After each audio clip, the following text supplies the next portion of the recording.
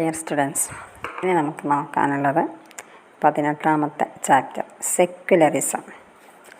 മതേതരത്വം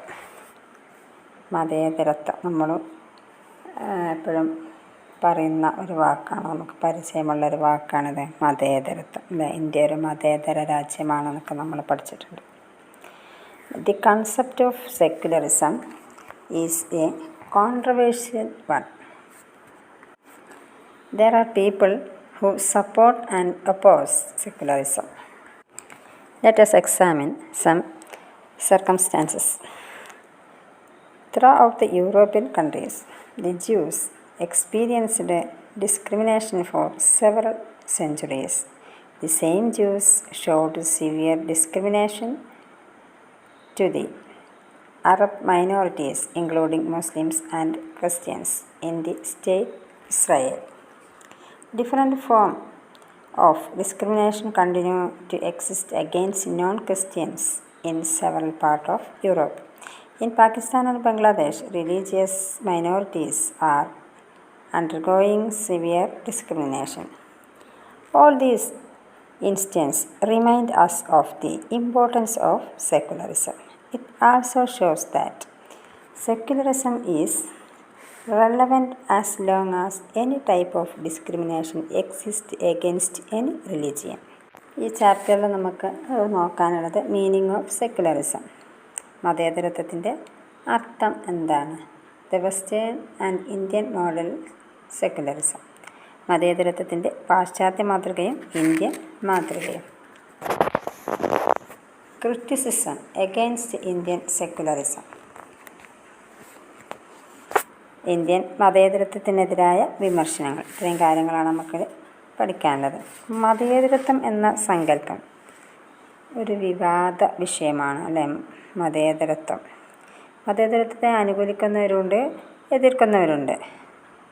അപ്പോൾ മതേതരത്വം അതിനെക്കുറിച്ചുള്ള കാഴ്ചപ്പാട് എന്തായാലും സമകാലിക ലോകത്തിൽ, അതായത് ഇന്നത്തെ ലോകത്തിൽ അതിൻ്റെ പ്രസക്തിയെ ഇല്ലായ്മ ചെയ്യാൻ, അതിനെ പ്രസക്തിയെ തള്ളിപ്പറയാൻ ആർക്കും കഴിയില്ല. നമുക്ക് ചില സാഹചര്യങ്ങൾ പരിശോധിച്ച് നോക്കാം. യൂറോപ്പിലുടനീളം നൂറ്റാണ്ടുകളോളം നിഷ്ഠൂരമായ വിവേചനങ്ങൾക്കിരയായ ജനതയാണ് യഹൂദർ. അതേ യഹൂദന്മാർ തന്നെ അവർ സ്ഥാപിച്ചെടുത്ത രാജ്യമായ ഇസ്രായേലിൽ ക്രിസ്ത്യാനികളും മുസ്ലിങ്ങളും ഉൾപ്പെടെ അറബ് ന്യൂനപക്ഷത്തോട് കടുത്ത വിവേചനം കാണിക്കുകയുണ്ടായി. അപ്പോൾ അവർ യഹൂദർ വിവേചനങ്ങൾക്കിരയായിരുന്ന വിഭാഗമായിരുന്നിട്ടും അവർക്ക് സ്വന്തമായിട്ടൊരു രാഷ്ട്രം ലഭിച്ചപ്പോൾ അവരെന്ത് ചെയ്യുന്നു? മറ്റുള്ളവരെ വിവേചനത്തിന് ഇരയാക്കുന്നു. അതേപോലെ തന്നെ യൂറോപ്പിലെ പല ഭാഗങ്ങളിലും ക്രൈസ്തവരല്ലാത്തവരോട് വിവേചനം നിലനിൽക്കുന്നുണ്ട്. പാകിസ്ഥാനിലും ബംഗ്ലാദേശിലും മതന്യൂനപക്ഷങ്ങൾ വിവേചനങ്ങൾക്ക് ഇരയായിക്കൊണ്ടിരിക്കുന്നു. അപ്പോൾ ഈ ഉദാഹരണങ്ങളിലെല്ലാം മതേതരത്വത്തിൻ്റെ പ്രാധാന്യത്തെയാണ് നമ്മെ ഓർമ്മപ്പെടുത്തുന്നത്. അപ്പോൾ മതവിഭാഗങ്ങൾക്കെതിരെ ഏതെങ്കിലും തരത്തിലുള്ള വിവേചനങ്ങൾ നിലനിൽക്കുന്നിടത്തോളം കാലം മതേതരത്വം പ്രസക്തമാണ്. There are two types of religious domination. They are inter-religious domination and intra-religious domination. അതായത്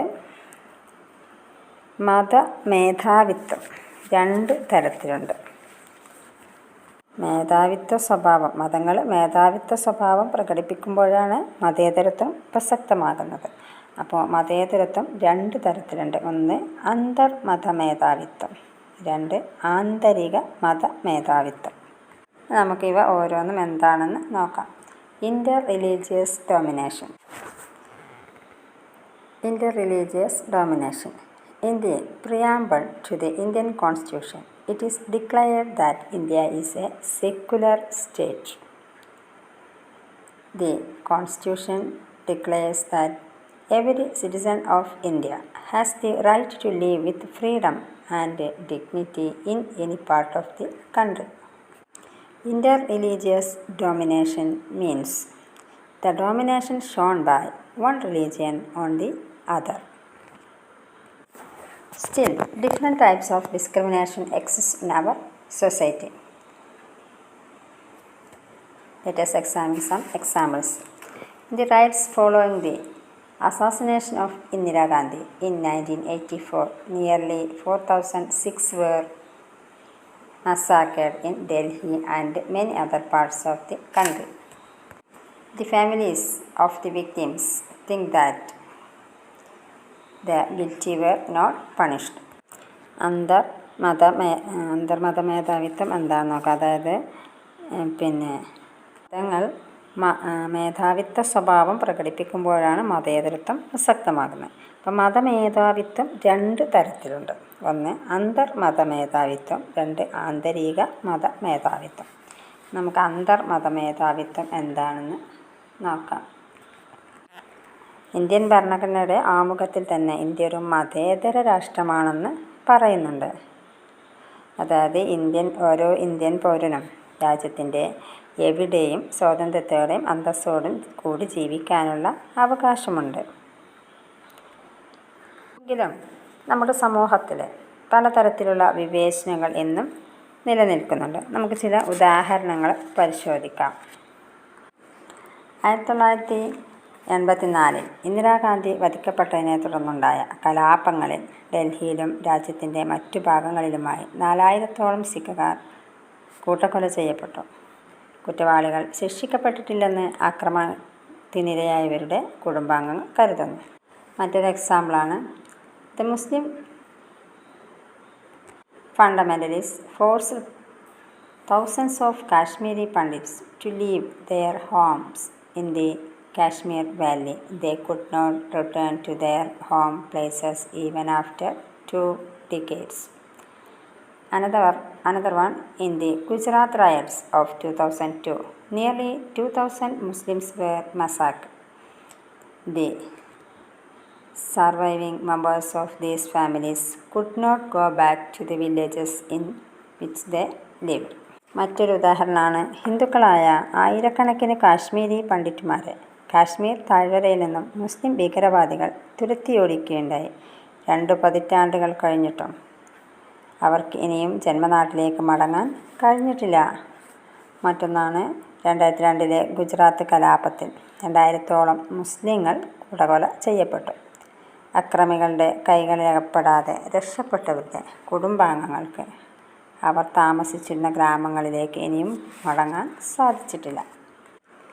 There is one common factor in all these incidents. Really, these incidents are related to discrimination in one form or the other. Through these incidents, the basic freedom is denied to certain set of citizens.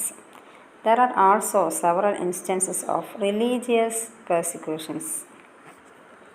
In the case of persecutions, we find the domination shown by one religion on the other. It is known as interreligious domination.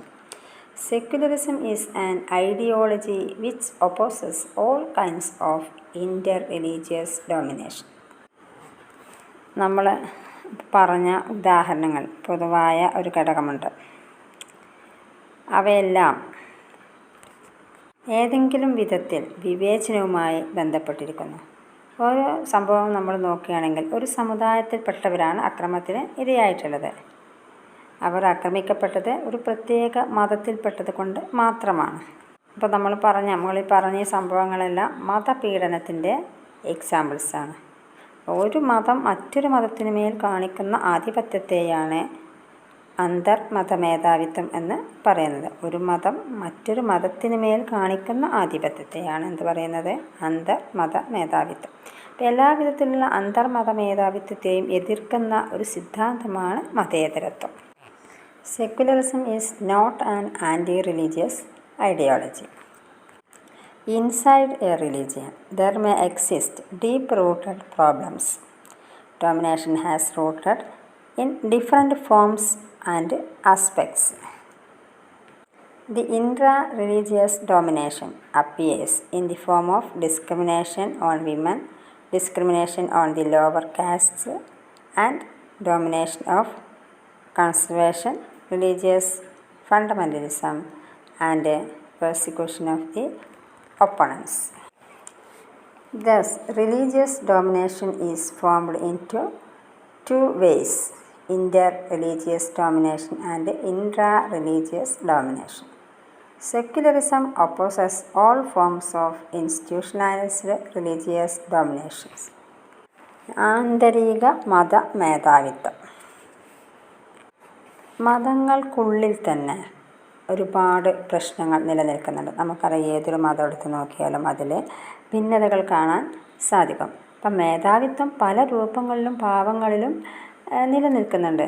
ഇപ്പോൾ സ്ത്രീകളോടുള്ള വിവേചനം, താഴ്ന്ന ജാതിക്കാരോടുള്ള വിവേചനം, യാഥാസ്ഥിക മേധാവിത്വം, മതമൗലികവാദം, എതിർക്കുന്നവരെ പീഡിപ്പിക്കുക തുടങ്ങിയ രൂപങ്ങളിലൊക്കെ ആന്തരിക മതമേധാവിത്വം പ്രത്യക്ഷപ്പെടുന്നുണ്ട്. അപ്പോൾ മതത്തിനുള്ളിൽ ഒരു വിഭാഗം മറ്റൊരു വിഭാഗത്തിന് മേൽ ആധിപത്യം സ്ഥാപിക്കുന്നതാണ് ആന്തരിക മത മേധാവിത്വം. അപ്പോൾ അത് സ്ത്രീകൾക്കും പുരുഷന്മാർക്കൊക്കെ തുല്യത കൽപ്പിക്കുന്ന മതങ്ങൾ അപൂർവമാണ്. എല്ലാ മതവിഭാഗങ്ങളിലും അതിനുള്ളിൽ വിവേചനങ്ങൾ നിലനിൽക്കുന്നുണ്ട്. അതിനുദാഹരണമാണ് ദളിതർ ഹൈന്ദവ ക്ഷേത്രങ്ങളിൽ പ്രവേശിക്കുന്നത് വിലക്കപ്പെട്ടിരുന്നു. പല ഭാഗങ്ങളിലും, രാജ്യത്തിൻ്റെ പല ഭാഗങ്ങളിലും ഹൈന്ദവ സ്ത്രീകളെ ക്ഷേത്രത്തിൽ പ്രവേശിക്കാൻ അനുവദിക്കാറില്ല. അപ്പോൾ ഇങ്ങനെ മതത്തിനകത്ത് മേധാവിത്വം നിലനിൽക്കുന്നു. ഇങ്ങനെ മതമേധാവിത്വം രണ്ട് രൂപങ്ങളിൽ നിലനിൽക്കുന്ന, ഒന്ന് അന്തർമത മേധാവിത്വവും മറ്റൊന്ന് ആന്തരിക മതമേധാവിത്വം. അപ്പോൾ മതേതരത്വം എല്ലാ രൂപത്തിലുള്ള മതമേധാവിത്വത്തെയും എതിർക്കുന്നു.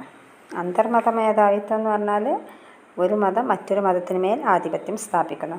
ആന്തരിക മതമേധാവിത്വം എന്ന് പറഞ്ഞാൽ മതത്തിനുള്ളിൽ ഒരു വിഭാഗം മറ്റൊരു വിഭാഗത്തിന് മേൽ ആധിപത്യം സ്ഥാപിക്കുന്നു. സെക്യുലർ സ്റ്റേറ്റ്, മതേതര രാഷ്ട്രം.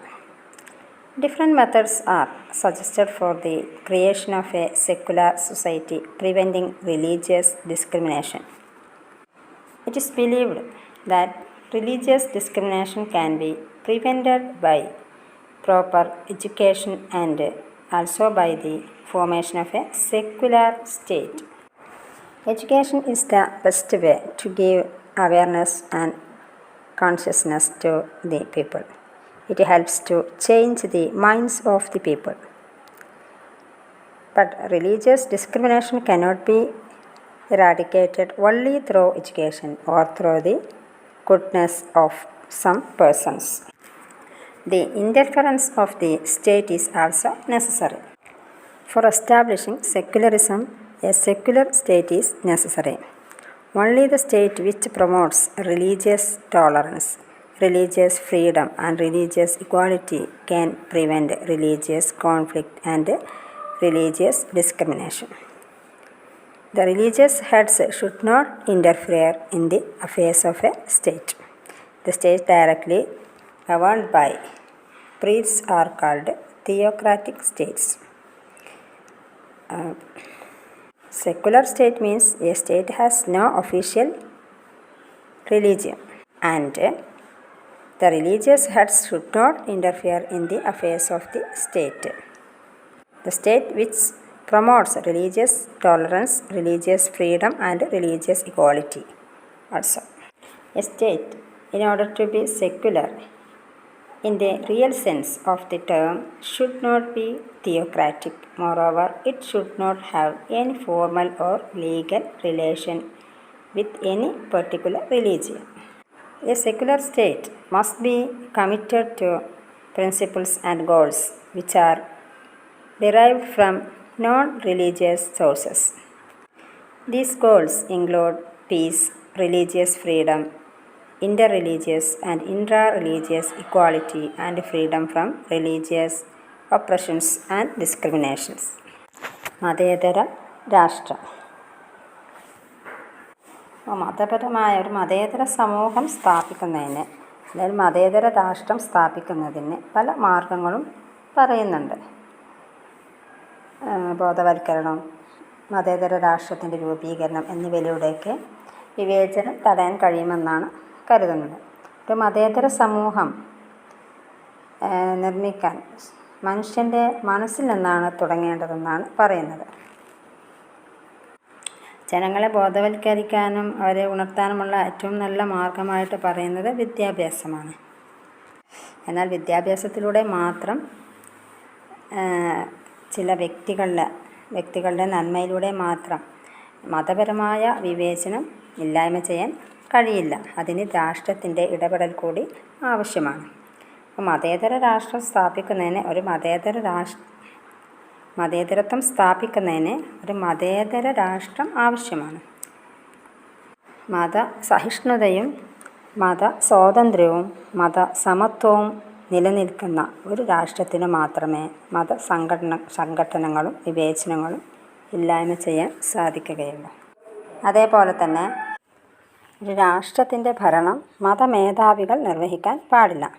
പുരോഹിതവർഗം നേരിട്ട് ഭരണം നടത്തുന്ന രാഷ്ട്രത്തെയാണ് മതാധിഷ്ഠിത രാഷ്ട്രം എന്ന് പറയുന്നത്. പുരോഹിതവർഗം മതമേധാവികൾ ഭരണം നടത്തുന്ന രാഷ്ട്രത്തെയാണ് മതാധിഷ്ഠിത രാഷ്ട്രം, അതായത് തിയോക്രാറ്റിക് സ്റ്റേറ്റ് എന്ന് പറയുന്നത്. അതിന് എക്സാമ്പിളാണ് മധ്യകാലഘട്ടത്തിൽ യൂറോപ്പിലുണ്ടായിരുന്ന പേപ്പൽ രാഷ്ട്രങ്ങൾ, അതായത് മാർപ്പാപ്പയുടെ നിയന്ത്രണത്തിലുണ്ടായിരുന്ന രാജ്യങ്ങൾ. സമാധാനം, സ്വാതന്ത്ര്യം, സമത്വം എന്നിവയ്ക്ക് നാം മൂല്യം കൽപ്പിക്കണമെങ്കിൽ മതസ്ഥാപനങ്ങളെയും രാഷ്ട്രീയ സ്ഥാപനങ്ങളെയും പരസ്പരം ഏർപ്പെടുത്തണം. ഒരു രാഷ്ട്രം മതേതരമാകണമെങ്കിൽ അത് മതാധിഷ്ഠിതം ആയിരിക്കരുത്. മാത്രമല്ല, ഏതെങ്കിലും ഒരു മതവുമായിട്ട് ഔപചാരികമോ നിയമപരമോ ആയ ബന്ധം ഉണ്ടാകാൻ പാടില്ല. ഒരു രാഷ്ട്രം മതേതര രാഷ്ട്രമാകണമെങ്കിൽ ആ രാഷ്ട്രത്തിന് ഒരു ഔദ്യോഗിക മതം ഉണ്ടായിരിക്കരുത്. അതുമാത്രമല്ല, മതമേധാവികളോ പുരോഹിതരോ ഭരണം നടത്താനും പാടില്ല. പിന്നെ അത് മതാധിഷ്ഠിതമായിരിക്കാനും പാടില്ല. സമാധാനം, സ്വാതന്ത്ര്യം, സമത്വം എന്നിവയ്ക്ക് മൂല്യം കൽപ്പിക്കുകയും വേണം. ഇനി നമുക്ക് മതേതരത്വത്തിൻ്റെ 2 മാതൃകകൾ നോക്കാം. Models of secularism. 2 മോഡലാണുള്ളത് സെക്യുലറിസം മതേതരത്വത്തിന്. ഒന്ന് വെസ്റ്റേൺ മോഡൽ, പാശ്ചാത്യ മാതൃക. മറ്റൊന്ന് ഇന്ത്യൻ മോഡൽ, ഇന്ത്യൻ മാതൃക. നമുക്കിവ ഓരോന്നും എന്താണെന്ന് നോക്കാം. Western model of secularism. The Western secularism holds firmly the idea that state and religion must be separated. It means that there should be mutual exclusion of state and religion. The basis of Western secularism is the view that state and religion must be separated. The state must not give financial help to any religious institution. It also does not give financial aid to the educational institution run by the religious communities. The Western model of secularism gives emphasis to the individuals. It views freedom as individual freedom and equality as equality between individuals. It does not give much importance to the freedom of society. Naturally, religious based rights and minorities' rights have no relevance. മതേതരത്വത്തിൻ്റെ പാശ്ചാത്യ മാതൃക, western model. മതത്തെയും രാഷ്ട്രത്തെയും വേർപെടുത്തണമെന്ന ആശയമാണ് പാശ്ചാത്യ മതേതരത്വം പറയുന്നത്. മതവും രാഷ്ട്രവും പരസ്പരം ഒഴിവാക്കണം. അതായത് മതകാര്യങ്ങളിൽ രാഷ്ട്രം ഇടപെടാൻ പാടില്ല എന്നതാണ്. അതായത് മതവും രാഷ്ട്രവും പരസ്പരം അകന്നു നിൽക്കണം എന്ന വീക്ഷണമാണ് പാശ്ചാത്യ മതേതരത്വത്തിൻ്റെ അടിസ്ഥാനം. മതം രാഷ്ട്രത്തിൻ്റെ കാര്യത്തിൽ ഇടപെടാൻ പാടില്ല, രാഷ്ട്രം മതത്തിൻ്റെ കാര്യത്തിലും ഇടപെടാൻ പാടില്ല. ഒരു മതസ്ഥാപനത്തെയും രാഷ്ട്രം സാമ്പത്തികമായി സഹായിക്കാൻ പാടില്ല. മതസമൂഹങ്ങൾ നടത്തുന്ന വിദ്യാഭ്യാസ സ്ഥാപനങ്ങൾക്ക് സാമ്പത്തിക സഹായം നൽകുകയില്ല. രാജ്യത്തിൻ്റെ നിയമമനുസരിച്ച് പ്രവർത്തിക്കുന്ന മതസമൂഹങ്ങളുടെ പ്രവർത്തനത്തെ അത് തടസ്സപ്പെടുത്തുകയുമില്ല. അപ്പോൾ പാശ്ചാത്യ മാതൃകയുള്ള മതേതര സങ്കല്പം വ്യക്തിക്കാണ് പ്രാധാന്യം കൊടുക്കുന്നത്. സ്വാതന്ത്ര്യത്തെ അത് വ്യക്തി സ്വാതന്ത്ര്യമായിട്ട് കരുതുന്നു. അതേപോലെ തന്നെ സമത്വത്തെ വ്യക്തികൾ തമ്മിലുള്ള സമത്വമായിട്ടാണ് വിലയിരുത്തുന്നത്. സമൂഹത്തിൻ്റെ സ്വാതന്ത്ര്യത്തിന് വലിയ പ്രാധാന്യം നൽകുന്നില്ല. അതായത് വ്യക്തി സ്വാതന്ത്ര്യത്തിനാണ് പ്രാധാന്യം നൽകുന്നത്. പാശ്ചാത്യ മാതൃകയുള്ള മതേതര സങ്കല്പത്തിൽ രാഷ്ട്ര പിന്തുണയോടെയുള്ള മതപരിഷ്കരണത്തിന് യാതൊരു സ്ഥാനവുമില്ല. രാഷ്ട്രത്തെ മതത്തിൽ നിന്ന് വേർപെടുത്തുമ്പോൾ രണ്ടും പരസ്പരം ഒഴിവാക്കണം എന്ന ധാരണയിലാണ് ഈ ആശയം നിലനിൽക്കുന്നത്.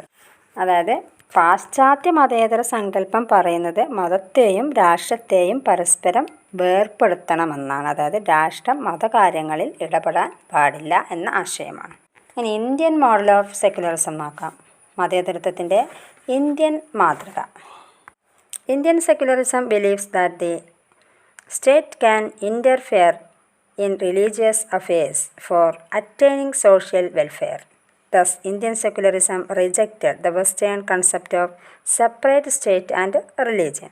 Indian secularism also rejected inter-religious domination and intra-religious domination. Along with individual freedom, Indian secularism gives importance to the religious freedom of the minority communities.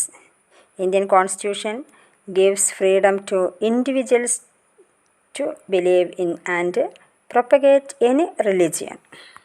Indian secularism recognizes religious reforms supported by the state. Abolition of untouchability in the Indian Constitution is example of this. India is not a theocratic state. There is no official religion for India. Indian secularism gives emphasis on the establishment of religious equality. It permits the state to interfere in the religious affairs if it is necessary. Indian Constitution permits the state to make necessary interventions in all religions. മതേതരത്വത്തിൻ്റെ Indian മാതൃക. Indian മതേതരത്വം അടിസ്ഥാനപരമായി തന്നെ പാശ്ചാത്യ മതേതരത്വത്തിൽ നിന്നും വളരെയേറെ വ്യത്യാസം നിലനിൽക്കുന്നു.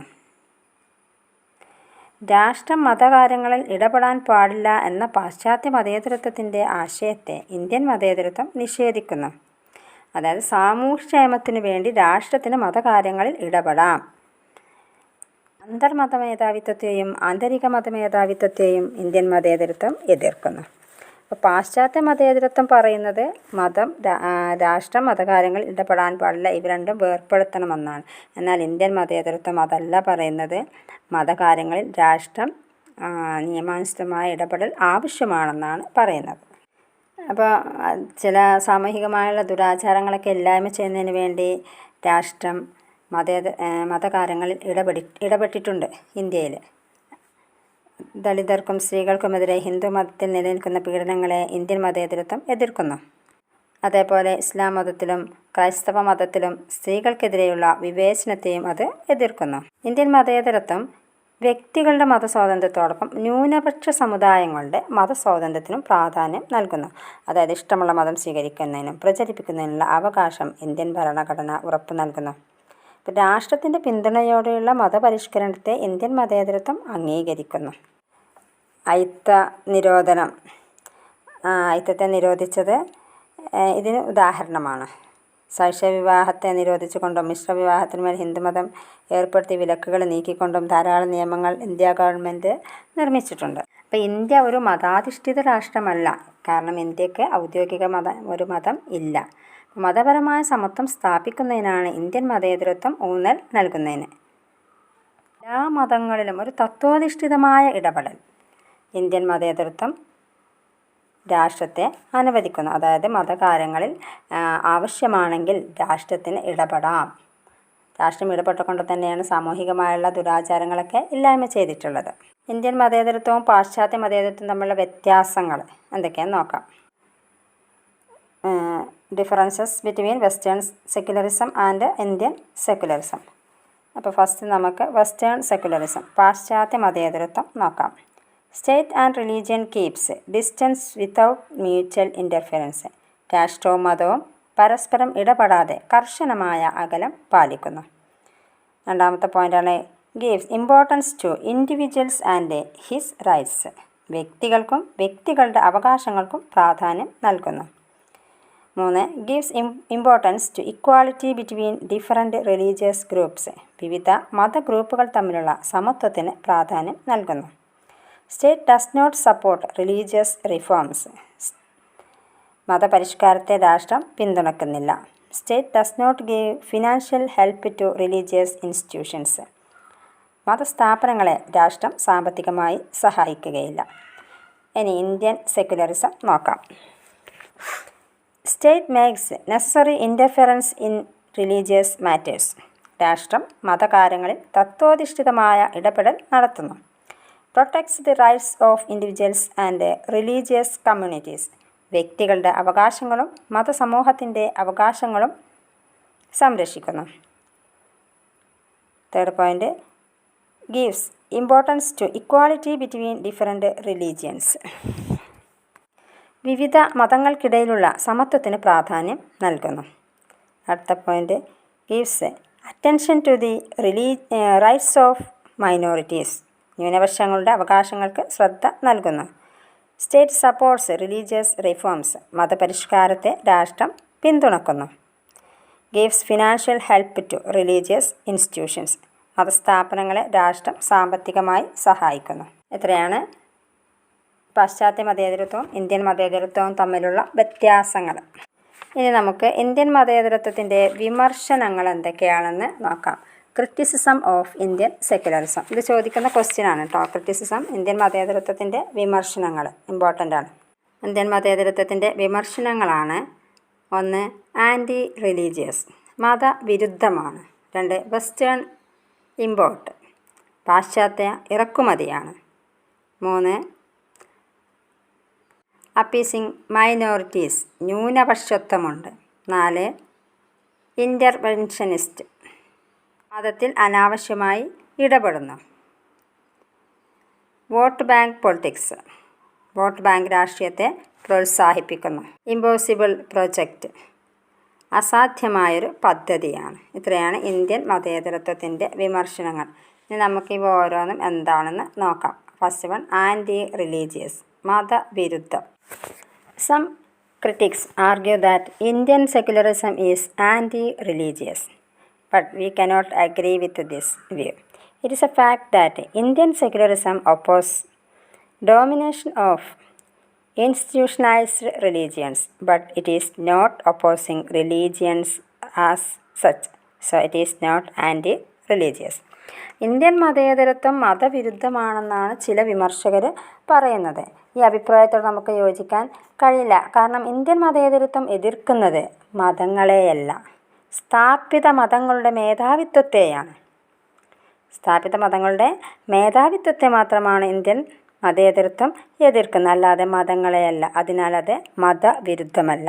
അതേപോലെ തന്നെ മതേതരത്വം മതപരമായ സ്വത്വത്തിന് വേണ്ടി, ഐഡൻറ്റിറ്റിക്ക് ഭീഷണിയാണെന്ന് ചിലർ പറയുന്നു. ഇതിനോട് നമുക്ക് യോജിക്കാൻ കഴിയില്ല.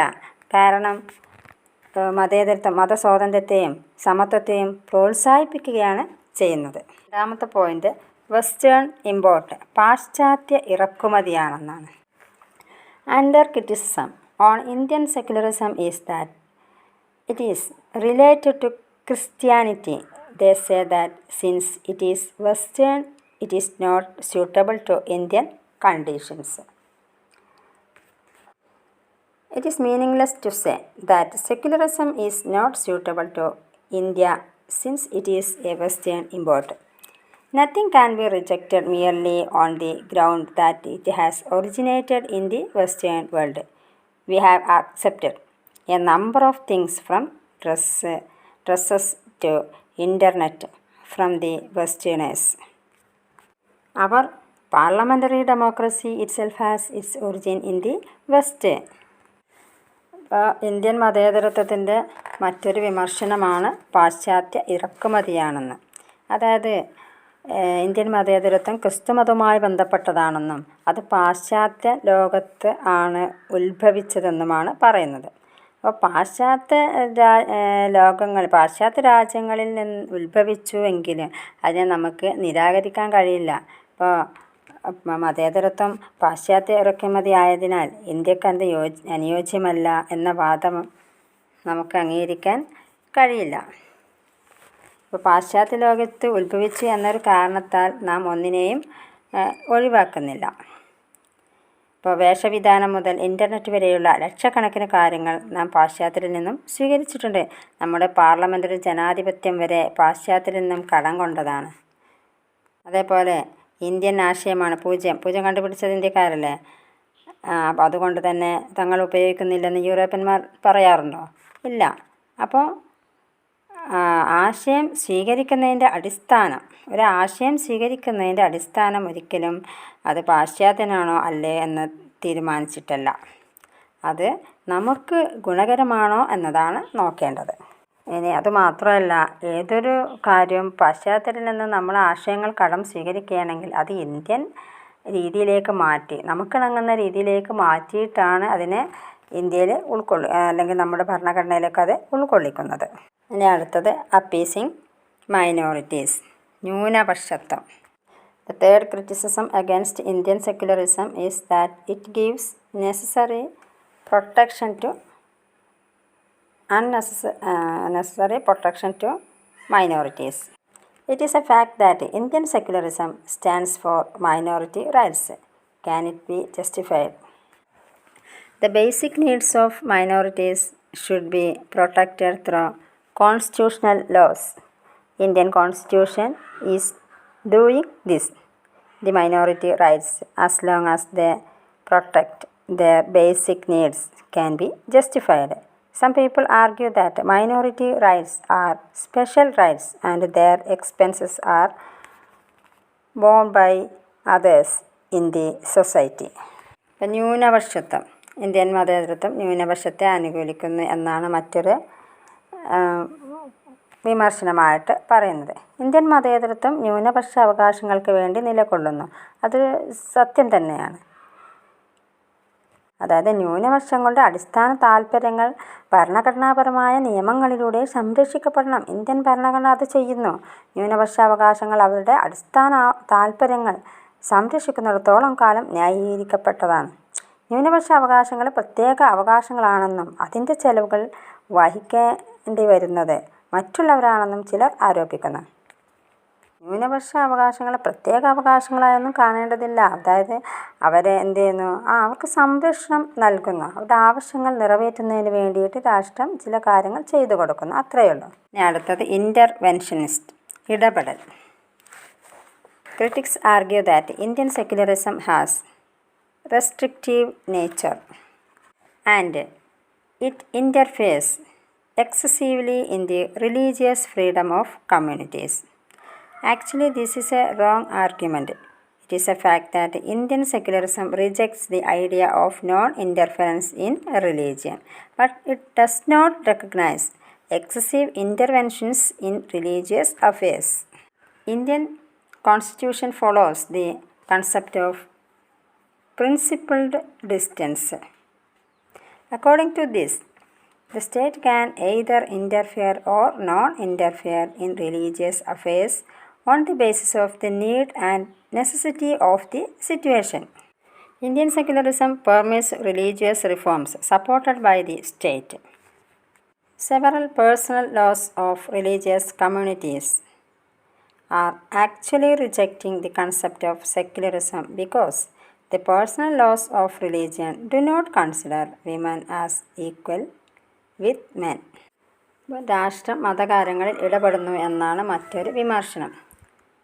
ഇന്ത്യൻ മതേതരത്വത്തിന് ഒരു നിയന്ത്രണ സ്വഭാവമുണ്ടെന്നും സമുദായങ്ങളുടെ മതസ്വാതന്ത്ര്യത്തിൽ അമിതമായിട്ട് ഇടപെടുന്നു എന്നും വിമർശകർ ആരോപിക്കുന്നു.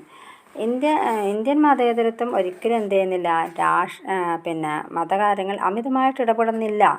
അത് ഒരു തത്വാധിഷ്ഠിതമായ അകലം പാലിക്കുന്നു. അതായത് നമ്മൾ സാമൂഹികമായുള്ള ദുരാചാരങ്ങളൊക്കെ ഇല്ലായ്മ ചെയ്യുന്നതിന് അത്തരത്തിലുള്ള കാര്യങ്ങൾക്ക് വേണ്ടി മാത്രമാണ് എന്ത് ചെയ്യുന്നത്, ഇന്ത്യൻ മതേതരത്വം മതപരമായ കാര്യങ്ങളിൽ ഇടപെടുന്നുള്ളൂ, രാഷ്ട്രം ഇടപെടുന്നുള്ളൂ. അല്ലാതെ ഒരിക്കലും രാഷ്ട്രം ഇടപെടാതെ അത്തരത്തിലുള്ള സാമൂഹിക ദുരാചാരങ്ങളെ ഇല്ലായ്മ ചെയ്യാൻ സാധിക്കുകയില്ല. രാഷ്ട്രത്തിൻ്റെ പിന്തുണയോടെയുള്ള മതപരിഷ്കരണത്തിന് ഇന്ത്യൻ മതേതരത്വം അനുമതി നൽകുന്നുണ്ട്. അത് ബലമായിട്ടാരും അടിച്ചേൽപ്പിക്കുന്നതല്ല. സമുദായങ്ങളിലെ ചില നിയമങ്ങളും മതേതരത്വത്തിൻ്റെ ആശയങ്ങളെ തിരസ്കരിക്കുന്നവയാണ്. അപ്പോൾ മതങ്ങളിലെ വ്യക്തി നിയമങ്ങൾ സ്ത്രീകളെ തുല്യമായി പരിഗണിക്കുന്നില്ല. അപ്പോൾ മതങ്ങളിലെ വ്യക്തി നിയമങ്ങൾക്ക് സമുദായങ്ങളുടെ പ്രത്യേക അവകാശങ്ങൾ എന്ന നിലയിൽ ഭരണഘടനയുടെ പരിരക്ഷയുള്ളതിനാൽ അവയെ ബലം പ്രയോഗിച്ച് മാറ്റുവാനും കഴിയില്ല. അത്തരത്തിലുള്ള മതപരിഷ്കാരങ്ങൾ രാഷ്ട്രം അടിച്ചേൽപ്പിക്കരുത്. അതേസമയം എന്ത് ചെയ്യാൻ പാടില്ല, അത്തരത്തിലുള്ള പരിഷ്കരണങ്ങളിൽ നിന്ന് രാഷ്ട്രം ഒഴിഞ്ഞു നിൽക്കാനും പാടില്ല. ഇനി അടുത്ത വിമർശനമാണ് vote bank politics. Vote bank രാഷ്ട്രീയത്തെ പ്രോത്സാഹിപ്പിക്കുന്നു എന്ന്. Another argument is that Indian secularism encourages vote bank politics. It is quite natural that politicians seek votes in a democratic state. They may give certain promises to give the votes of the people and they cannot be blamed for it. Vote bank രാഷ്ട്രീയത്തെ പ്രോത്സാഹിപ്പിക്കുന്നു എന്നാണ് മറ്റൊരു വിമർശനം പറയുന്നത്. Indian മതേതരത്വം vote bank രാഷ്ട്രീയത്തെ പ്രോത്സാഹിപ്പിക്കുന്നുണ്ട് എന്നാണ് ആരോപണമായിട്ട് പറയുന്നത്. അപ്പോൾ അനുഭവത്തിൻ്റെ അടിസ്ഥാനത്തിൽ ഈ ആരോപണം പൂർണ്ണമായിട്ടും എന്തല്ല തെറ്റായിട്ട് നമുക്ക് കാണാനും കഴിയില്ല. അത് നമ്മൾ ശരിയായ ഒരു ഗതിയിലൂടെ വീക്ഷണത്തിലൂടെയാണ് നാം വിലയിരുത്തേണ്ടത്.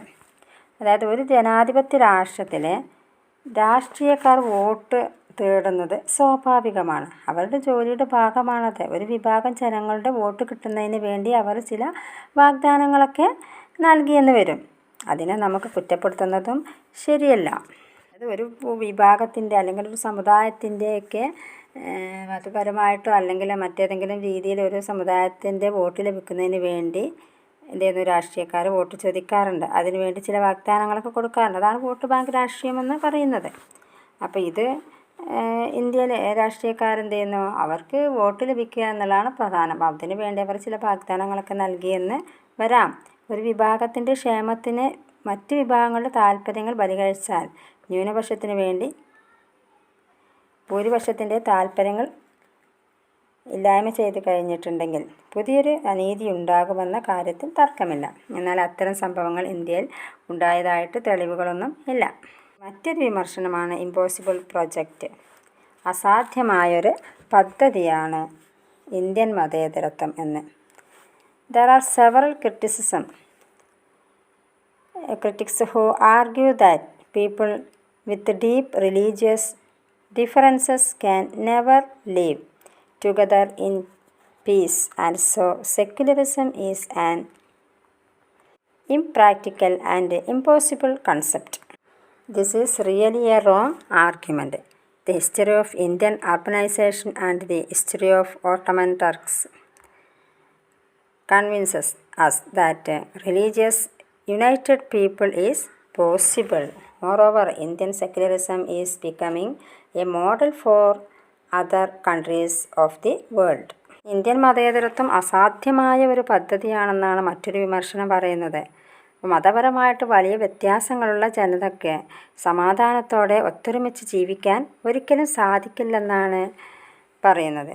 അതിനാൽ മതേതരത്വം അപ്രായോഗികവും അസാധ്യവുമായൊരു പദ്ധതിയാണെന്നും വിമർശകർ പറയുന്നു. അപ്പോൾ ഈ വാദഗതി പൂർണ്ണമായിട്ടും തെറ്റാണ്. നമുക്ക് നമ്മുടെ ഇന്ത്യൻ നാഗരികത, ഇന്ത്യൻ ചരിത്രം തന്നെ എടുത്തു നോക്കിയാൽ കാണാൻ സാധിക്കുന്നതാണ്.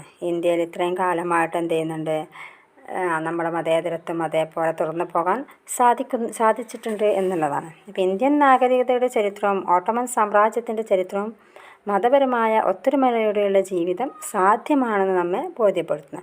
അപ്പോൾ ഈ വാദഗതി തികച്ചും തെറ്റാണ്, നമുക്കിതിൽ നിന്ന് തന്നെ മനസ്സിലാക്കാൻ സാധിക്കും. ഇന്ത്യൻ മതേതരത്വം ലോകത്തിലെ മറ്റു രാജ്യങ്ങൾക്ക് ഒരു മാതൃകയായി മാറിക്കൊണ്ടിരിക്കുകയാണ്. ഇത്രയാണ് ഇന്ത്യൻ മതേതരത്വത്തിൻ്റെ വിമർശനങ്ങൾ. ഇമ്പോർട്ടൻ്റ് ആണ് ഈ ഭാഗം, ശ്രദ്ധിക്കാം.